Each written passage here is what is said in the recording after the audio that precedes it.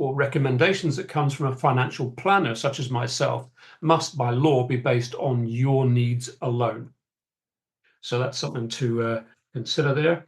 Now, as I've mentioned there, property investing is just another type of investment. It's got its own unique characteristics. And like any investment strategy, it'll probably work most of the time. As long as nothing really major comes along to upset it, and all your homework's been done first, it's probably going to be fairly successful for you, like any investment strategy would be with the same sort of research. Different outcomes come from those different types of investments, though. We'll touch on those in a minute. There are pitfalls and unpredictables in any strategy, and you really do need to consider an awful lot of the background to how the project works, how it's going to fit in with everything else before you embark upon it, because you don't want things to go wrong in retirement, on your way to retirement, leaving you falling short. So you've got to do your homework. So let's go now to the next slide. Oops. So what we're talking about here, and I want to sort of put the roles in two parts: viability and outcome. Now, viability is what Sue really has just been going through, and a lot of the background that you do with your education through positive real estate. It takes into consideration all the things like interest rates and rental rates, rental proportions, how many days off you're likely to not have tenants, that type of thing, and also costs and tax deductibility and all that, and they all go in the computer, and you work out whether your project is viable. Can it be afforded?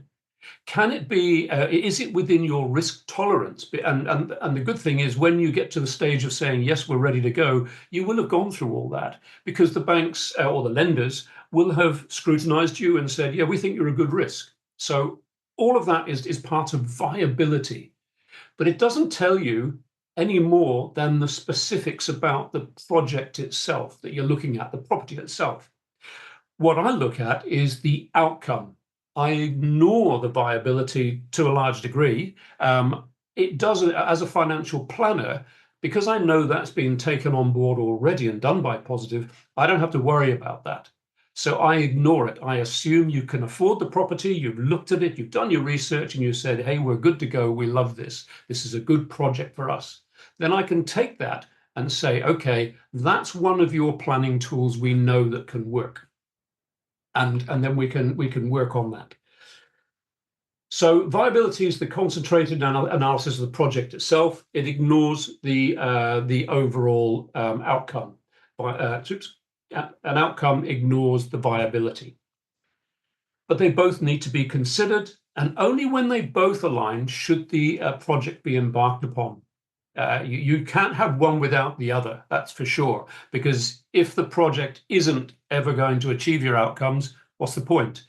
Or if it looks at on paper like it's a brilliant outcome, everything's tickety-boo, but it turns out that the interest rates are going to kill you and you won't be able to afford to do it. It's incompatible. So they've both got to align together. And this is where combinations of expertise are what you should seek out. No investment where it's going to involve you in so many aspects, such as borrowing and valuing and planning and calculating, you don't just get one expertise to do that. There are different people that you need to put together. Positive real estate aren't lending experts. They've got somebody to do that. They're not financial investment experts, apart from in property. They've got somebody to do that. And when I need those expertises, I ask those people. I don't try and do it myself. But the combination of a company where they've got coaches to take you through everything, and then you put together the planning strategy that the financial planners can put together, we will pretty much come up between us where it looks as if it's going to work. It's probably going to work, and that's the reassurance you need, if I can put it in those terms. Okay, the first thing I look at is why. Why are you doing this? What's it for? Because if there's no specific reason, put it this way, out of the, what is it? I don't know what it is now, Sue. I think it's about 800 or 900 different clients that I've written plans for. not one of them are put down in their objectives, we want to be wealthy. Never. I've never seen it.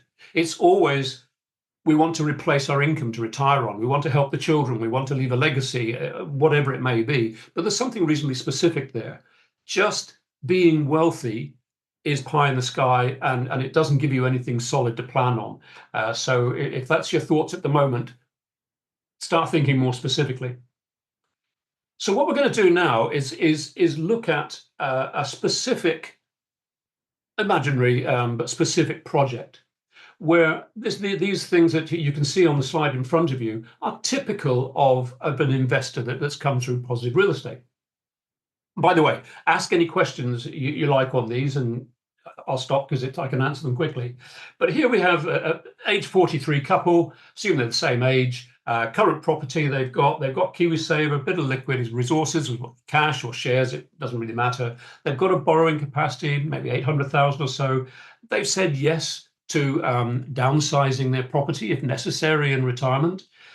So then we look at the potential enhancements that can be made, because they've got certain available planning tools with them. So they can property downsize at some point. And I usually work to about the national average of, say, $900,000. So that might give them 400 grand to spend. They can establish an $800,000 rental portfolio. So there's capital there that's going to grow. They may be able to use reverse mortgages at some point. They'll have an NZ superannuation, and I've thrown in an inheritance just to show how that may affect them. So this is a typical situation we come across. And I want to backtrack a little bit here, something that Sue mentioned, capital versus income. It's important to realize, and the $6.8 million figure that Sue showed you at the end of her analysis there illustrates this.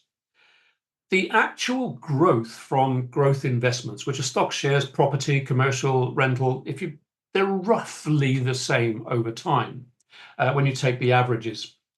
And after inflation and tax and everything, 2.5, maybe 2.7% is the actual growth on them. Take off long-term inflation, not what we got at the moment, not the 2% we saw recently, for a few years, for quite a number of years, but the long-term effect of that. So if you expect more than 3% in real terms